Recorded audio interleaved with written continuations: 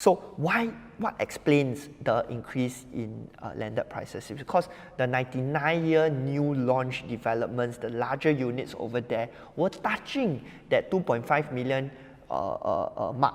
And then people realized that if I top up a little bit, I can jump straight into a landed, and that's what they did. And that was why landed prices push up. Now, the very last point that I want to talk about, okay? Myth or fact, right? Most people would feel, hey, the CCR is too expensive, nobody can afford to buy, which is why we have case studies like Swiss and Newton, Vermont, blah, blah, blah, people losing money with their CCR purchases. Now, is that a fact or a myth? So, it used to be a fact that the CCR is out of reach of mass market Singaporeans. Why? Because the CCR game last time, in the pre-2013 periods, right, was primarily angled towards the wealthy, the top 5% of Singaporeans, the people that want to speculate, okay? And so the developers were building properties to match that demand, to match that profile of people, because the wealthy, they can take a lot of loan, and then there's no TDSR and whatnot. They just use 10%, they can go and buy the property already. And that sort of pulled the prices up to a sort of unsustainable level. Not only that, the developers had to build it big because the people can afford, and then they want it big. So you look at Rivergate, right? 2-bedders is 1,000 square feet, right? 1,000 square feet, 1,800 PSF, and at that point in time, 2013, if you could go and track, they got hit 2,000 PSF before. So that's a $2 million 2-bedroom over at Rivergate. In 2013, where income levels were very, very different, where household debt, household cash holdings was very, very different. It just goes to show that it really wasn't that affordable at that point in time. But today, the government has sort of, the developers have woken up on their idea, because today we are no longer playing the speculators game. The demand, if you really want to sell out your unit, you have to be able to make your units affordable, which is why the developers have pivoted and sort of changed their product offering to be more affordable. So now you can see Martin Modern across the road from Rivergate. What used to be a 2-bedder size of 1,000 square feet is today a 3-bedder size, okay, of 1,000 square feet. And which is also why Martin Modern's transactions is so strong. And right, Martin Modern first owners have made such good profits, okay, because there is now a demand for these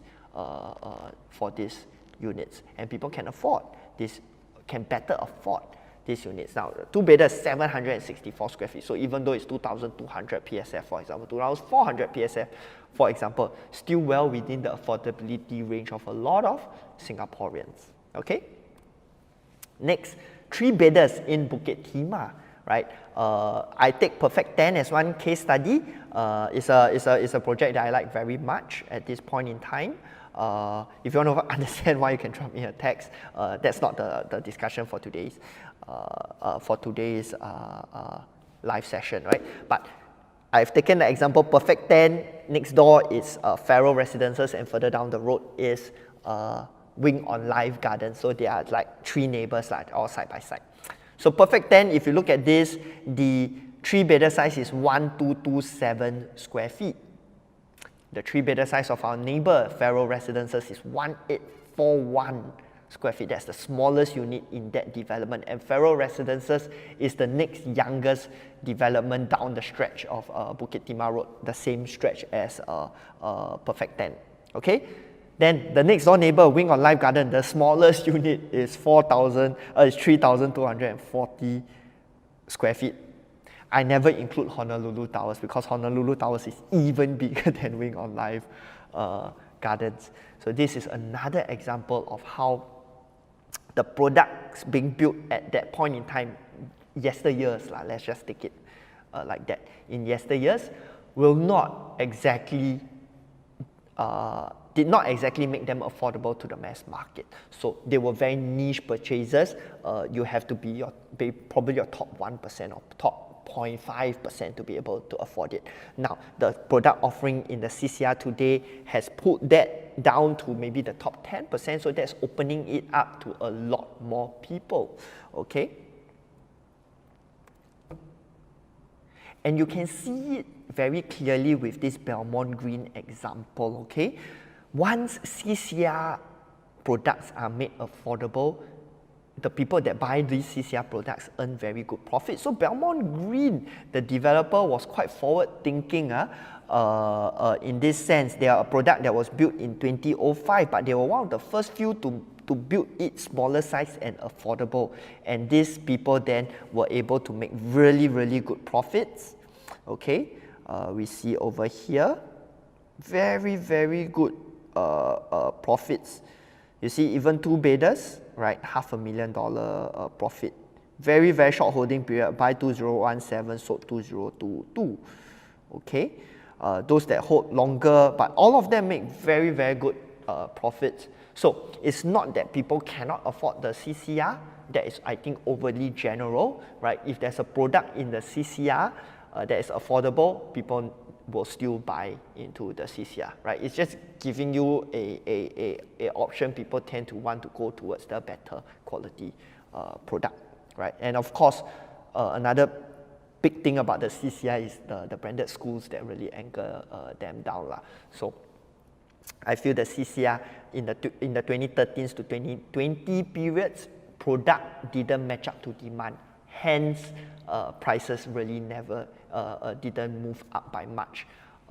But for Belmont Green, you've seen the prices still do very, very well, even in the period that the rest of the CCR didn't do well. So very clearly, if products are affordable in the CCR, they have a demand for them. Okay. Now, I want to share this very interesting case study with you guys, and I will not give you guys the answer because if you really want to know, you text me. Then I will tell you. But you look at these two transactions, they are less than a month apart. Okay, they are like half a month apart. Almost the same size, 2 bedders. And look at the PSFs, right?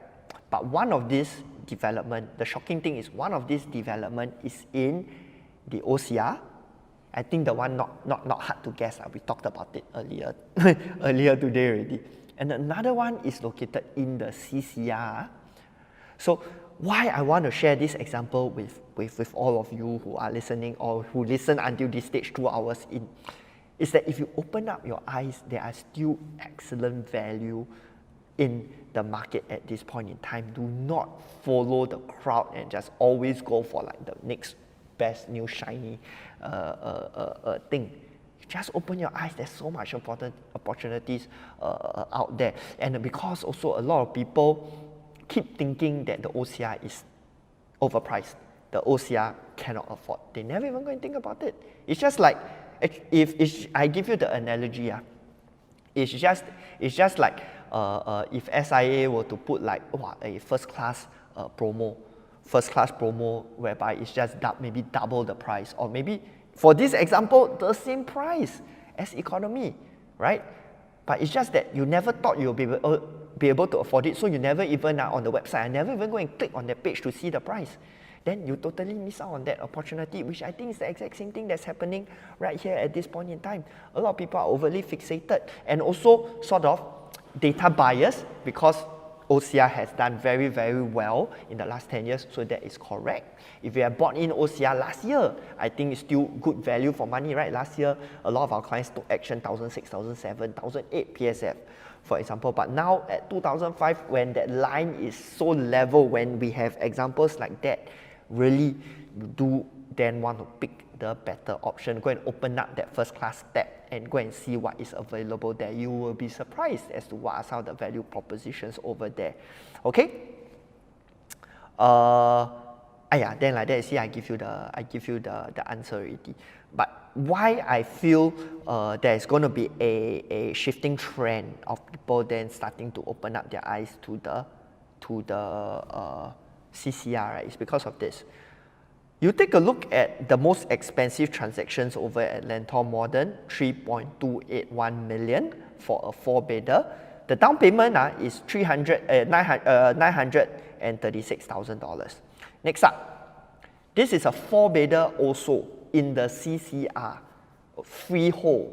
in the CCR. Okay, the down payment, the difference between the down payment is just $185,000 difference. Okay, 20% difference. Why this number jumps out to me and why you should pay attention to this number is because had this development been a freehold beside Lentor Modern, it should charge this kind of price differential. Correct? Because freehold 99, about 15 to 20% price differential. But yet, this jumps from economy class to first class. We are skipping business class, which is RCR lah, right? Economy analogy is economy is OCR, RCR is business, and first class is CCR. You are skipping one level. Traditionally, that percentage is what? Depending on how you analyze that data, the data that I used traditionally was 81%. Now it's 20%. Okay, so sort of in my opinion lah, okay, underpriced, and it just makes so much sense because if you look at it like that, the guy that can afford to buy a $3 million four-bedder, honestly, do you think $185,000 difference they cannot afford? I don't think so lah, right? So really do open your eyes to the opportunities elsewhere.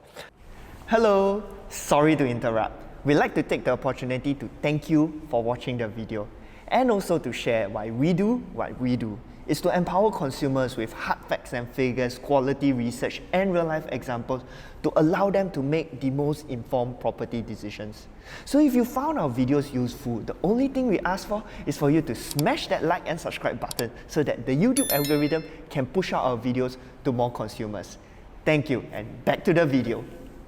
Another reason for I feel of this shifting trend, you just look at the percentage ownership, right, in the old CCR developments, the CCR developments that did not do so well in terms of their pricing, okay?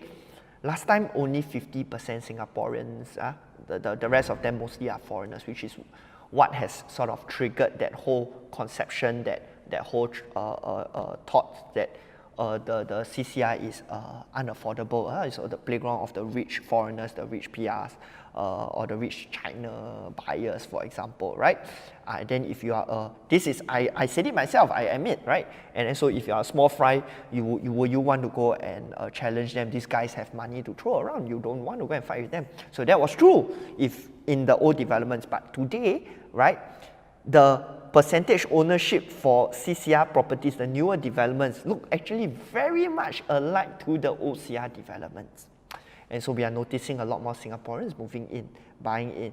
And these Singaporeans, pretty good chance, even if they are not own stay, we know that they are not speculative. You know that they cannot just sell they won't be willing to just let go of their property at losses and just shift their funds elsewhere compared to the foreigners that used to hold the properties like I showed you earlier on. So I see a shifting demographics of more and more Singaporeans moving into the CCR. Why? Because they notice, actually I top up a bit more, right? I can fly first class. Why make do with economy? Okay, that is the whole analogy that I wanted to share with you guys. Look at the data, more and more Singaporeans are moving in and seeing this gap. Very same story with why landed prices shot up so much, right? So if you want to ask me how the CCR is going to do, I like to draw comparison to how the landed properties performed in the last 3 years. So the landed properties also did pretty badly in the 13 to 19 period. The landed prices never really go up, but in the last 2 to 3 years, prices for landed really went through the roof.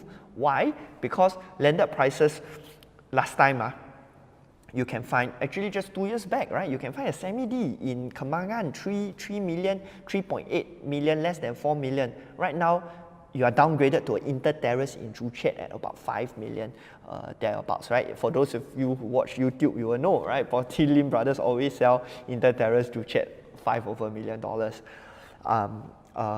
So what explains the increase in landed prices? It's because the 99-year new launch developments, the larger units over there, were touching that 2.5 million mark. And then people realized that if I top up a little bit, I can jump straight into a landed, and that's what they did. And that was why landed prices push up. So the whole framework or the whole principle that you need to understand is when prices of a premium product and a sub-premium product, right, are too close, and when people see that the difference is not so much, they will then pay the difference to get the better product. Today, it's like Singapore Airlines offer you first class ticket for, used to be 3 times the amount of economy, today is just 20% more. Would you pay for it? You will pay for it lah, assuming you can afford lah, okay? And last slide, understand that the affordability of Singaporeans is actually very, very, very high. This is a chart I took from the last Facebook Live. I thought in context of what we are discussing today, very, very relevant still. So there's I see the last line, 278,000 households that can afford properties of up to $3.39 million. These people are the 90th decile. 9th percentile, 9th decile. Average household income of $20,000, which works out to about 3.39 million. I haven't even touched the 10th, that is significantly more, 28,000. So the CCR people naturally, obviously, would be the 9th to 10th decile people. And of course, if you know how these numbers work, the top 10 decile, they take up a lot more. So the 10.5, I don't know if that is how you can do it, but like the top part of the 10th decile will be a lot higher, and most likely those are the people that are looking to buy. And of course, the upwardly mobile, the people that are moving from the 8th to the 9th to the 10th, these are the people that are looking to move into the CCR. So conclusion is, now with products in the CCR being built smaller, right, now can fall into the affordability of much more Singaporeans.